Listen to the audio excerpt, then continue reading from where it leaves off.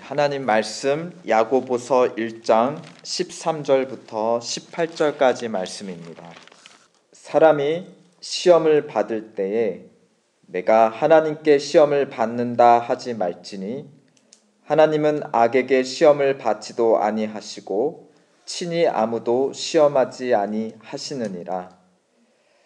오직 각 사람이 시험을 받는 것은 자기 욕심에 끌려 미혹됨이니 욕심이 잉태한즉 죄를 낳고 죄가 장성한즉 사망을 낳느니라. 내 사랑하는 형제들아 속지 말라. 각양 좋은 은사와 온전한 선물이 다 위로부터 빛들의 아버지께로서 내려오나니 그는 변함도 없으시고 회전하는 그림자도 없으시니라. 그가 그 조물주 중에 우리로 한 첫 열매가 되게 하시려고 자기의 뜻을 쫓아 진리의 말씀으로 우리를 낳으셨느니라. 아멘. 오늘 야고보서 본문은 이렇게 시작합니다. 13절 사람이 시험을 받을 때에. 야고보서는 여러 가지 믿음의 시험을 이기는 지혜를 가르쳐주는 책입니다. 그런데 오늘 말씀은 바라지 않았던 시험이 이미 우리 삶에 닥친 상황을 가정하고 있습니다. 야고보는 특별히 이러한 시험이 우리에게 왔을 때 첫 반응이 중요하다는 것을 강조하고 있습니다. 우리가 시험과 시련, 어려움이 닥칠 때 우리의 대부분의 첫 반응은 하나님 왜 나에게 이런 시련을 주십니까? 일 것입니다.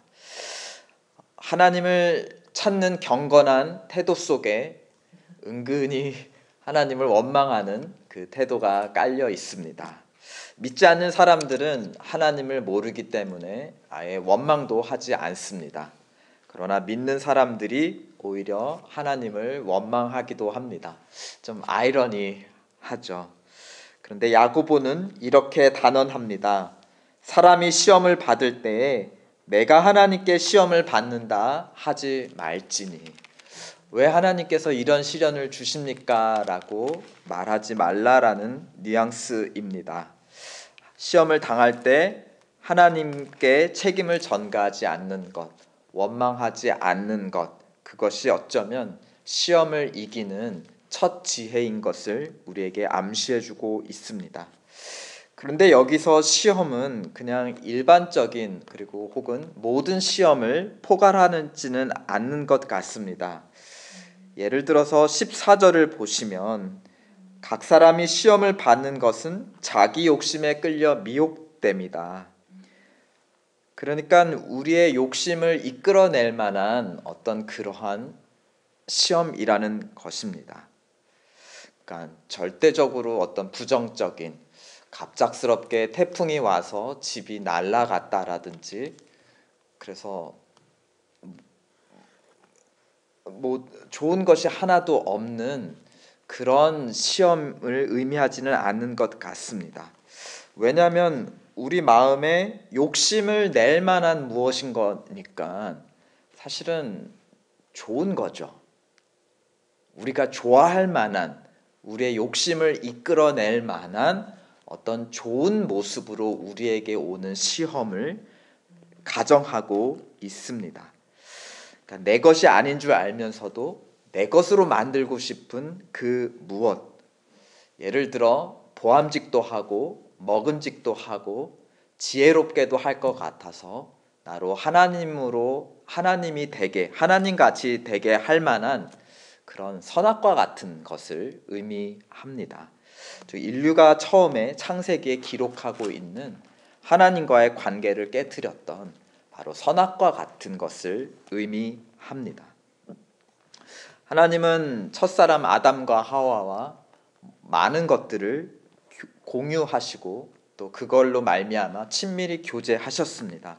에덴 동산의 모든 것을 공유하셨죠. 심지어 영생을 누리게 하는 생명나무까지도 이 사람들과 하나님은 나눠 주셨습니다.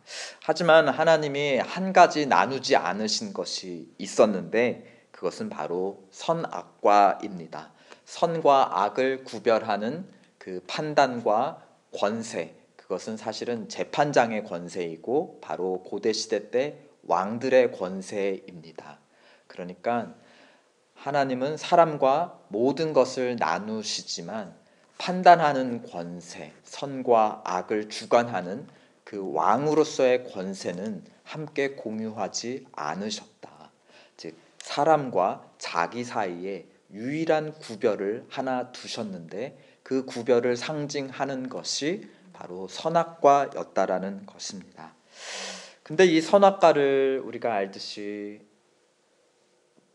보암직도 하고 또 보고 나니 먹고 싶고 또 먹고 싶으니 또 지혜로워서 하나님처럼 될 것 같은 그런 유혹 속에 첫사람은 이 경계선을 넘고 말았습니다.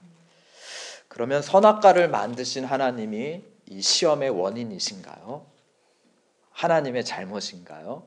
그것을 숨겨놓지 않으시고 눈에 볼 수 있는 자리에 그리고 손을 뻗어서 만질 수 있는 자리에 선악과를 보이게 두신 하나님이 죄의 원인이고 또 사망의 원인인가요?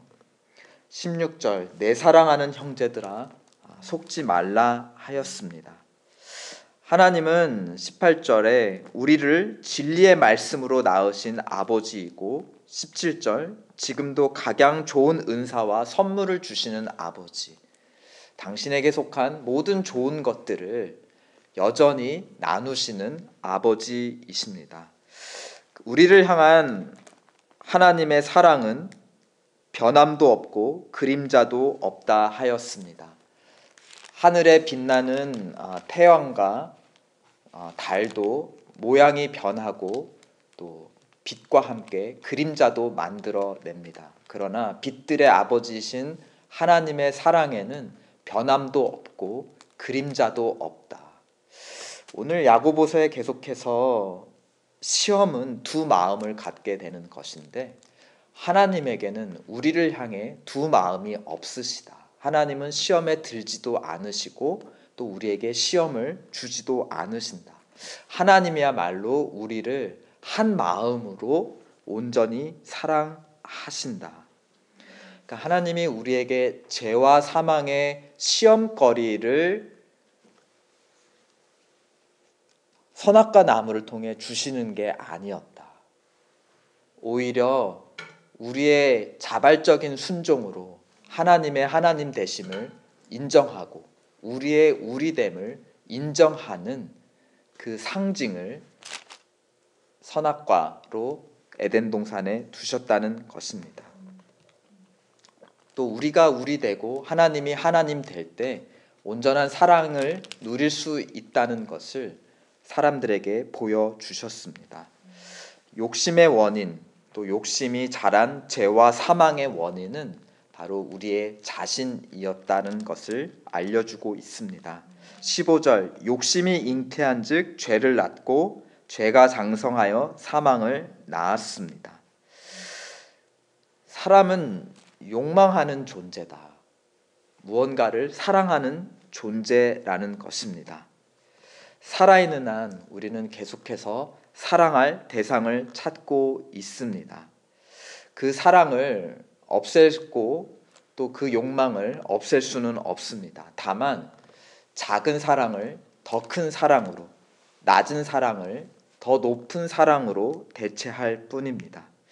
흥미로운 것은 하나님의 선악과를 사랑하는 마음마저 죄를 낳고 사망을 낳았다라는 그런 점입니다.